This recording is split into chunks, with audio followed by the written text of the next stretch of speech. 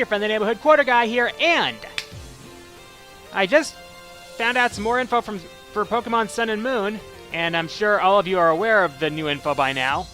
First, let's talk about two of the basic Pokemon that were recently revealed. One of them is Nekawala. Yeah, we're getting a koala Pokemon. It's cute, it's a normal type, and it has an ability that prevents it from being affected by any ability that, any status effect that isn't sleep.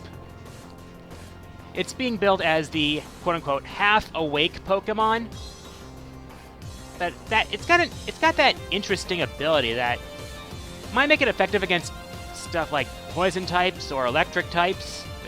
Basically types that deal with status effects that aren't sleep. It might have an interesting effect on the meta, to be honest. The other basic Pokemon we learned about has the Japanese name of Iwanko. It's basically a rock-type puppy Pokemon.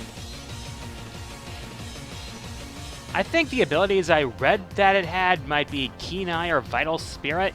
It'd be nice if it was Vital Spirit, because Vital Spirit's a pretty useful ability, especially against Sleep Stallers. Well, particularly against Sleep Stallers anyway. On top of that, I wake up this morning to find the first in-game footage of Zygarde 10% form and Zygarde complete form. I had a feeling that we'd be seeing resolution of Zygarde in Sun and Moon somehow. And lo and behold, we get it. Now, 10% form has two signature moves, from what I saw in the trailer.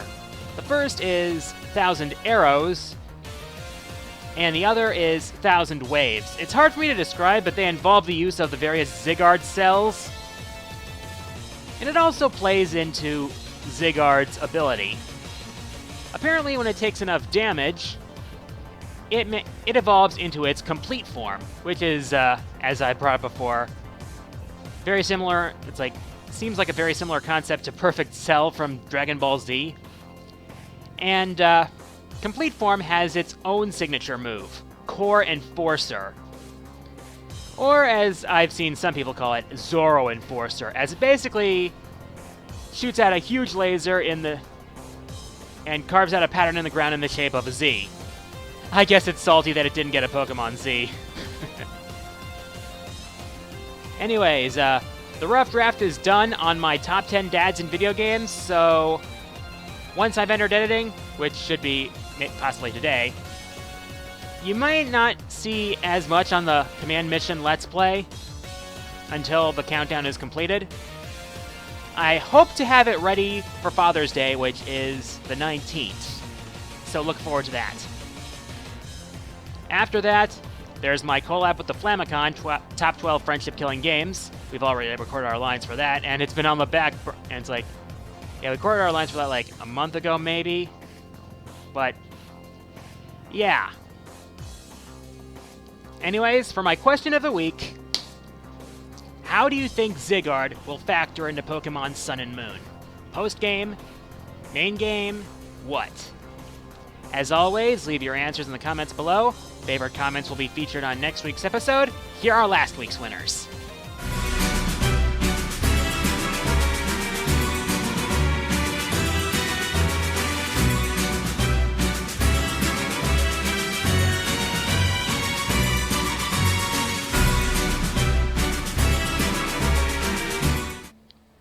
And with that, time for the Fourth Wall Mailbag. As always, send me your questions, go to my YouTube page, click the About tab, click the Send Message button, and I'll answer my favorite questions on the next episode.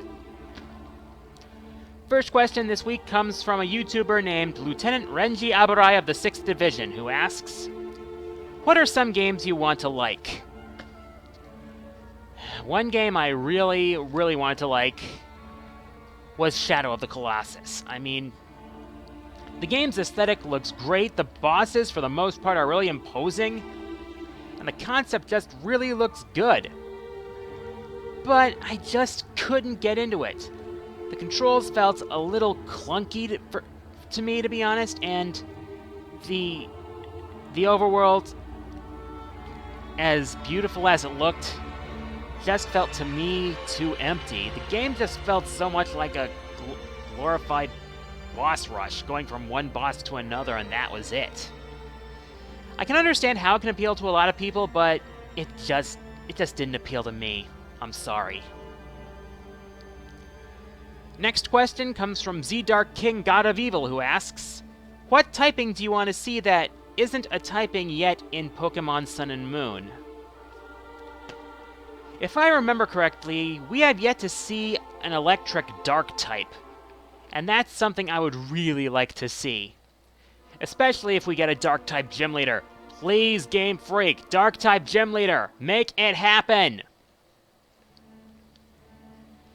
Next question comes from Adam Roop, who asks, what do you think of the new Nintendo-based designs for Vans? I actually think they're pretty cool. Yeah, and I think it's a good idea for some nice cross-promotion. Yeah, it's like, Nintendo is really trying to get some exposure out there. Especially considering the sales failure of the Wii U, and hopefully they can get some hype up for the NX.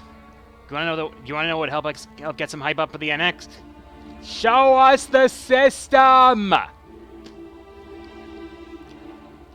Next question comes from Vane Ryu, who asks, have you played Skies of Arcadia Legends, and if you have, would you LP it?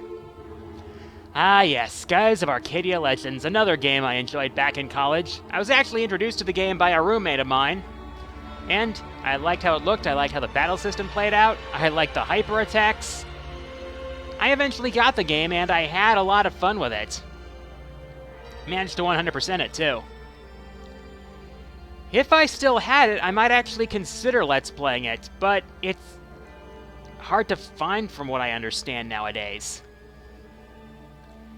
If anyone knows where I can find a copy at a reasonable price, besides Amazon or eBay, feel free to let me know. Last question this week comes from Cyborg Lucario, who asks, what would your reaction be if the PETs from Mega Man Battle Network were announced to be a reality?